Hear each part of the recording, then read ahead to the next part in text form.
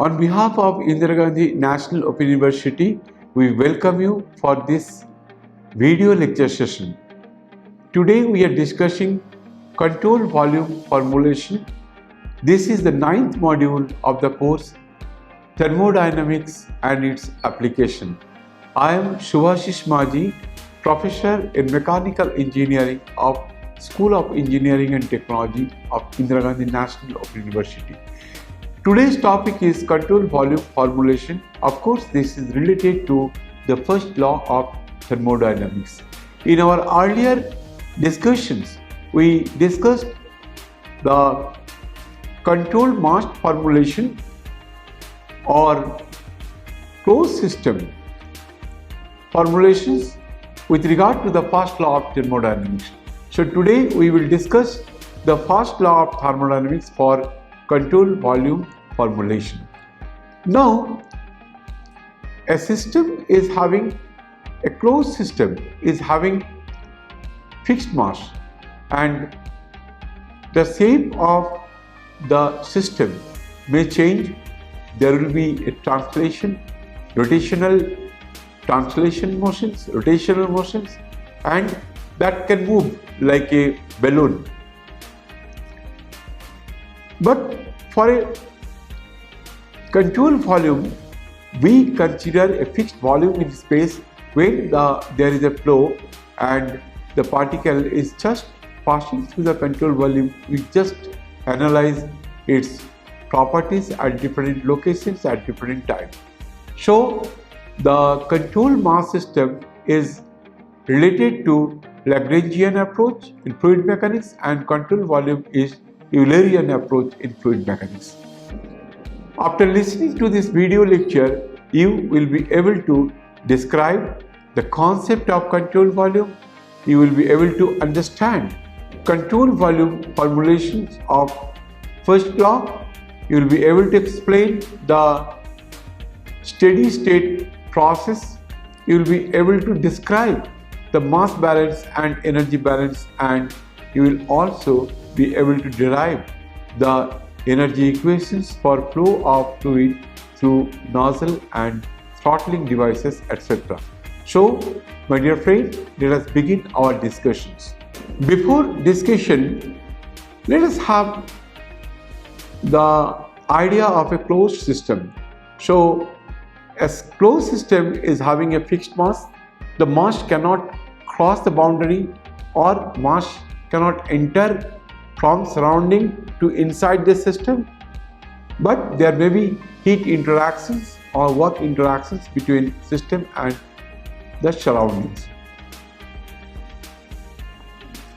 So control closed system plus surrounding is known as universe. Now, for a control volume, many systems are most conveniently analyzed as a system fixed in space which permits mass to cross the boundaries. Such system is defined to be a control volume or an open system. So, an open system, mass can cross the boundary, mass can enter from surrounding to the control volume, or also be able to leave from the control volume and pass through the control surface. So there may be work interactions in between system and surroundings.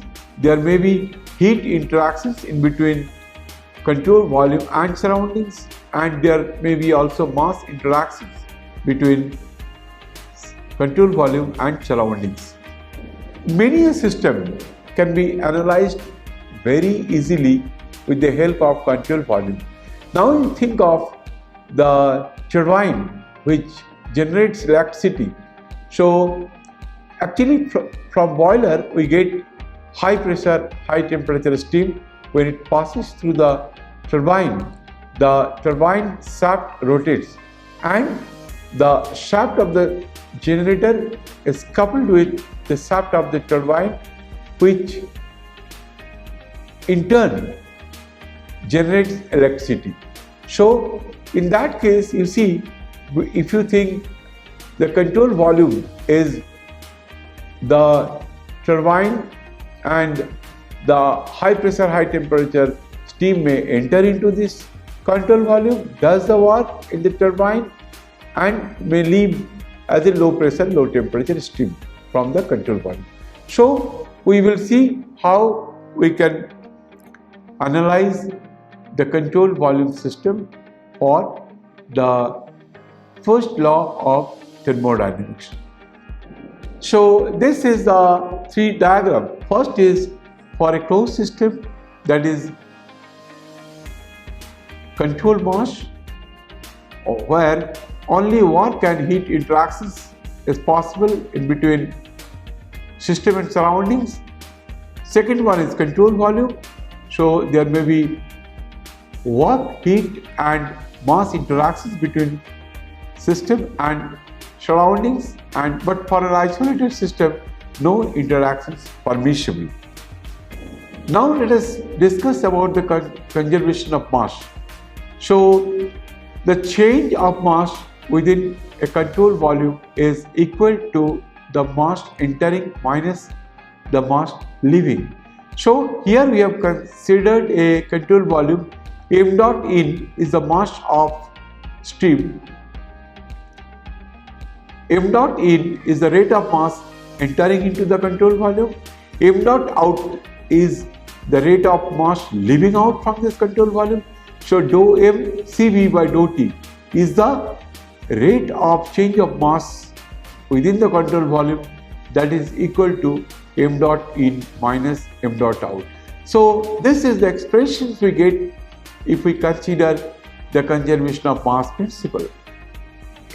M dot in is the rate of mass entering into the control volume, m dot out is the rate of mass leaving out from this control volume. So dou m Cv by dou T is the rate of mass within the control volume changing with respect to time. So for a steady state, we know that property will not change with respect to time. So for a steady state, we can write m dot in is equal to m dot out. So for a steady state, dou m Cv by dou T is equal to 0. So m dot in minus m dot out is 0, equal to 0. So we can write m dot in is equal to m dot out. So this equation for a steady state we can get from conservation of mass principle for a control volume. Now let us see that what equations we get from the energy balance. So here you see there is a control volume. So Q dot Cv is the rate of heat entering into the control volume, W dot is the rate of work done by the control volume, and there is energy in, that is E dot in, and there is energy out, that is E dot out. So dou E Cv by dou T is equal to the rate of change of energy within the control volume, that is nothing but equal to E dot net plus Q dot Cv minus W dot. What is E dot net? That is equal to E dot in minus E dot out. But for a steady state, any property of the system will not change with respect to time. So for a steady state, dou E Cv by dou T is equal to 0. So we can write E dot net plus Q dot Cv minus W dot is equal to 0. And this equation is for the steady state condition for energy balance in a control volume for the first law of thermodynamics. Now we will consider a control volume. So this is the steady flow device. We will consider the mass balance and energy balance in a simple steady flow. My dear friend, the diagram is little bit complicated, but if you listen to my words, then definitely you will find that this is very simple. So first of all, let us see that what is given in this diagram. A1, A2 are the cross sections of stream. So here we are considering one stream entering as an input and another stream of fluid leaving out from the control volume. So A1 and A2 are the cross section of stream, and W1 and W2 are mass flow rate of stream.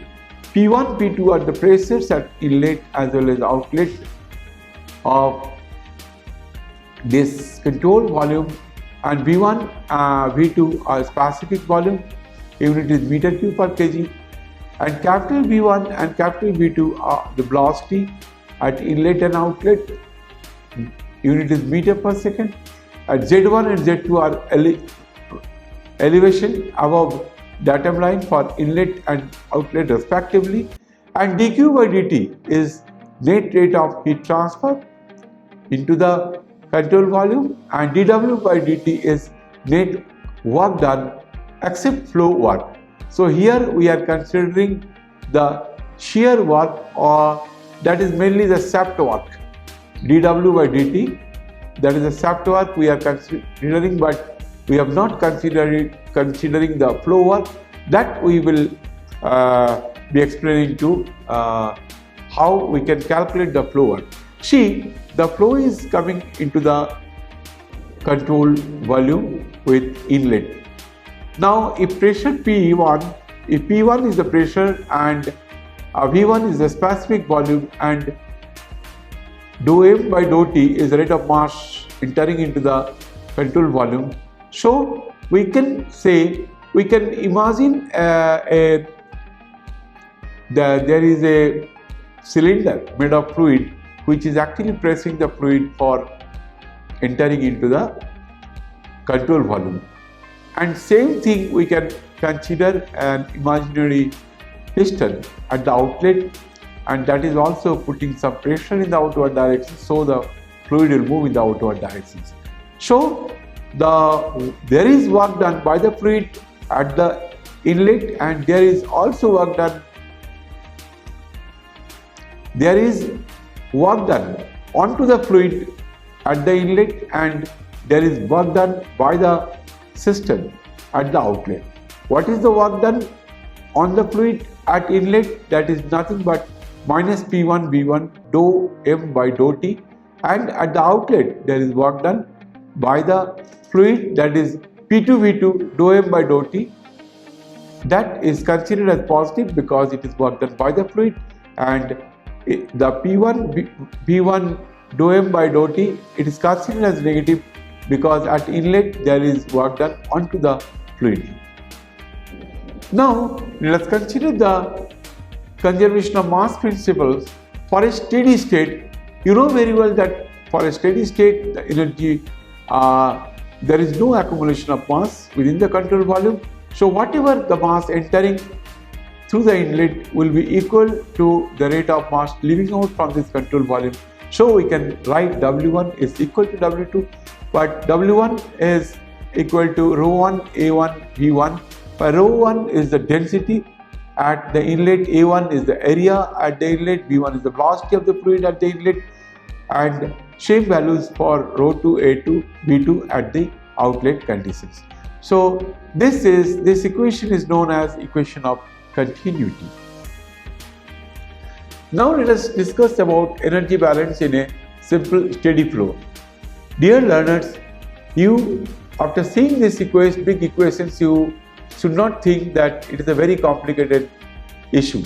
But if you just try to understand, then you will find that these are very, very simple.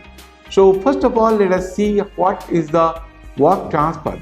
So total work transfer is given by W is equal to Wx minus P1 V1 dm1 plus P2 V2 dm2. Now here we are calculating the shaft work or work done by the fluid through the boundary, that is equal to Wx, and minus P1 V1 dm1 is the work done onto the fluid, that's why it is considered as negative, and P2 V2 dm2 is work done by the system, that's why we are taking it as positive. Now in the rate form, so dW by d tau is equal to dWx by d tau minus P1 V1 dm1 dt plus P2 V2 dm2 d tau. So that will be equal to, if you rearrange the terms, that is dW by d tau is equal to dWx d tau minus omega 1 P1 V1 plus omega 2 P2 V2. Now this is the net rate of work done onto the control volume. Now let us see how we can proceed for the next part of this equation. For a steady state condition, there is no accumulation of energy within the control volume. So we say that the net of energy transfer as an input to the control volume will be equal to the net rate of energy leaving out from this control volume. So if E1 is the net energy passing through the inlet and E2 is the net energy per unit mass passing through the outlet, so we write W1 E1 is the net energy rate of energy passing through the inlet plus dq by dt, that is also considered as energy input, is equal to W2 E2 is the net rate of energy passing through the outlet plus dW by d tau, that is the net work done onto the control volume. Now we have already got the expression for dW by d tau. Finally we get, after putting the value of dW by d tau, we get W1 E1 plus dW by d tau is equal to W2 E2 plus dWx by d tau minus W1 P1 V1 plus W2 P2 V2. Now here you see that if you rearrange the expressions, we can get W1 E1 plus W1 P1 V1 plus dq by d tau is equal to W2 E2 plus W2 P2 V2 plus dWx by d tau. On the left side, this is the net energy we are giving as an input to the control volume, and the net rate of energy leaving out, that is given at the right side. But specific energy is given by small e, that is specific energy per unit mass, is equal to v square by 2 plus zg plus small u.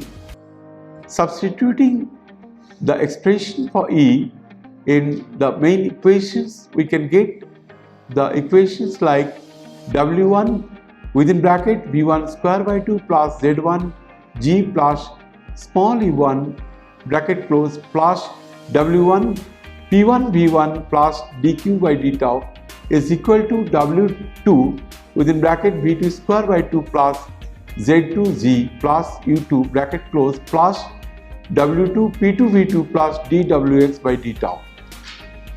Or we can write W1 within bracket H1 plus V1 square by 2 plus Z1G bracket close plus dq by d tau is equal to W2 within bracket H2 plus V2 square by 2 plus Z2G plus dWx by d tau. Now here we are writing a new term, that is H. That is nothing but equal to the enthalpy, because enthalpy is equal to U plus PV. In previous equations, you will find that if you take common W1, then you are getting U1 plus P1 V1. That we are writing as H1, that is enthalpy at the inlet, because H is equal to U plus PV. Now you know very well, for a steady state conditions, the rate of mass entering into the system is equal to the rate of mass leaving from the control volume. So we can write W1 is equal to W2, and if we assume W equal to W1 is equal to W2 is equal to dm by d tau, dividing by dm by d tau, we get H1 plus V1 square by 2 plus Z1g plus dq by dm is equal to H2 plus V2 square by 2 plus Z1g plus dwx by dm. This is known as the steady flow energy equation for a single stream of fluid entering and a single stream of fluid leaving the control volume. But if there are multiple inlet and multiple outlet, then we can write the equations accordingly. All the terms of the energy equation B represents energy flow per unit mass, whereas the terms of the energy equation A represents energy flow per unit time. The equation B can also be written in the following form, like Q minus W x equal to within bracket H1 minus H2 plus V1 square plus V2 square minus V1 square by 2 plus Z within bracket Z2 minus Z1, where Q and W are energy transfer per unit mass. So this equation we will use for solving the numericals for steady flow conditions for any thermodynamic process. Now let us take some examples for steady flow. Here we are taking the examples for nozzle. You know that nozzle is a device where we can increase the kinetic energy of the fluid, and that we can get by considering the Bernoulli equation, where you know very well that pressure energy plus kinetic energy and the potential energy is constant. So if you reduce the pressure, we can increase the kinetic energy if the potential energy are constant. Now here a nozzle is a device which increases the velocity of a fluid at the expense of its pressure drop, but the diffuser increases its pressure of a fluid at the expense of its kinetic energy. A nozzle is so in the figure, you see that there are two types of nozzle. One is convergent nozzle, another one is divergent nozzle. And let's apply the steady flow energy equation for flow through the nozzle. Now if we write down the expressions for the energy equations for the nozzle flow, then at the inlet conditions we get H1 plus V1 square by 2 plus Z1g plus dq by dm equal to H2 plus V2 square by 2 plus Z2g plus dwx by dm. Now for nozzle there is no heat transfer or there is no work transfer, so we can reduce the expressions by putting dq by dm is equal to 0 and dwx by dm is equal to 0. That is H1 plus V1 square by 2 is equal to H2 plus V2 square by 2. If you neglect V1 because it is much lesser than in comparison to velocity V2 at the outlet, so we can get the final expressions for that is equal to H1 is equal to H2 plus V2 square by 2. What is H1? That is the enthalpy of the fluid at the inlet condition. What is H2? That is the enthalpy of the fluid at the outlet. What is V2? V2 is the velocity of the fluid at the outlet. Now we will discuss about the throttling device. In a throttling process, a fluid flows through a constriction such as almost closed valve or a plug of porous material in a pipe, and there is an appreciable pressure drop across the constriction. The figure shows a throttling device. In fact, the throttling device is used in refrigeration cycle that we will discuss in detail while discussing the refrigeration and the air conditioning system in our next course of lectures. But when the fluid passes through the throttling device, only the enthalpy will be constant, because if you write down the expression for the energy equations, you see that H1 plus V1 square by 2 plus Z1g plus dq by m is equal to H2 plus B2 square by 2 plus Z2 G plus dWx by dm. So here you see there is no heat flow, there is no work done in the system, there is no change in potential energy, and there is no change in kinetic energy. So the initial enthalpy will be equal to the final enthalpy, that is H1 is equal to H2. Now we will discuss one very interesting problem, and let us very quickly discuss this problem. That is, in a gas turbine, the gas enters at a rate of 5 kg per second with a velocity of 50 meter per second and the enthalpy of 900 kilojoule per kg, and leaves the turbine with a velocity of 150 meter per second and enthalpy of 400 kilojoule per kg. The loss of heat from the gas to the surrounding is 25 kilojoule per kg. Assume the value of R is equal to 0.287 kilojoule per kg and Cp is given as 1.004 kilojoule per kg, and the inlet conditions to be at 100 kilopascal and 27 degrees centigrade temperature is given. Determine the power output of the turbine and the diameter of the inlet pipe. Now this problem is very simple because all the data are given for the expressions for the energy balance equations for the control volume. So just see the diagram, because there is a turbine. Here you see there is inlet condition, there is outlet condition, there is heat transfer, there is work done onto the system. All values are given for this problem. Just write down the expression for the energy equations for the steady flow through this gas turbine. So the simple equations which you have already derived, I am not reading the equations, but you see that in these equations the dW by d tau is equal to W within bracket H1 minus H2 plus V1 square minus V2 square by 2 plus dQ by d tau. Now in this case, that W is given, H1 is given, H2 is given, V1 is given, V2 is given, the heat loss is also given. Just put the values in these expressions and you will get the work done, that is 2325 kilowatt.